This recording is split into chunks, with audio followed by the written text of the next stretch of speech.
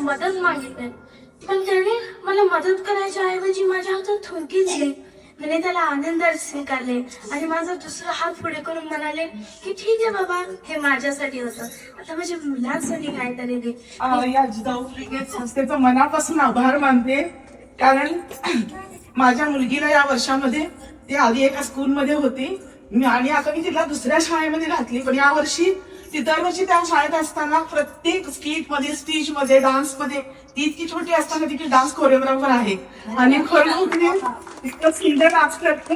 आणि आता तिला सांगितलं बघ बाळा, यावर मला, मी तिला सॉरी म्हणते आई म्हणून मी त्या शाळेतून तिला काढलं, आई परिस्थितीमुळे काढलं मी. मला खूप वाईट वाटतं. पण खरंच पूर्वाचाही तांदळे याचा मनापासून आभार मानते. ते माझ्या कॉन्टॅक्ट मध्ये आहेत, त्यांच्यामुळे मला हे कळालं खरं तर की ते काय असं घडत आहे. खरोखर ही संधी माझ्या बाळाला मिळाली आणि मला वाटलं ह्या वर्षी ज्या शाळेत मी घातली तिथे ह्या काही गोष्टी घडत नाहीये आणि त्यांनी ते घेतलं नाही. मला इतकं वाईट वाटायचं की माझ्या बाळाला यावर्षी असं काही मिळालं नाही. पण मी खरोखर पूर्वाताईचे आभार मानते की त्यांनी मला मेसेज टाकला आणि आज सगळ्यांच्या तोंडात माझ्या बाळाचं नाव येत आहे. खरोखर मी सगळ्यांचा आभार मानते.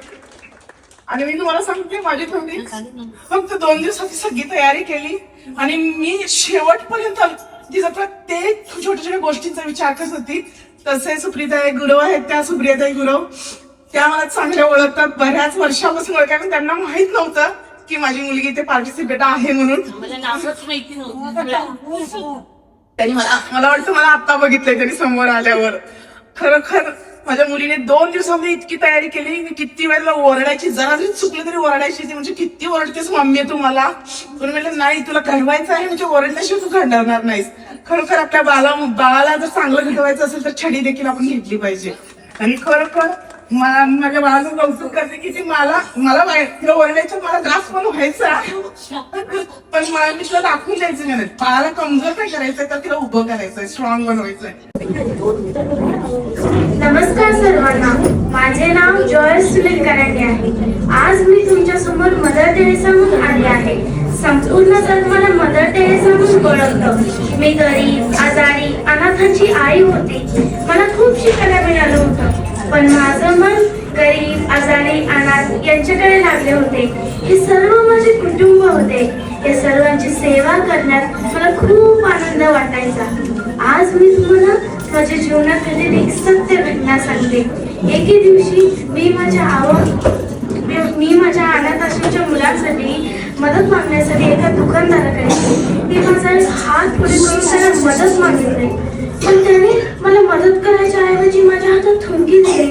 त्याने त्याला आनंदाने स्वीकारले आणि माझा दुसरा हात पुढे करून म्हणाले की ठीक आहे बाबा, हे माझ्यासाठी होतं, आता माझ्या मुलांसाठी काहीतरी दे. मी खरोखर सांगते, तो अक्षरशः रडू लागला.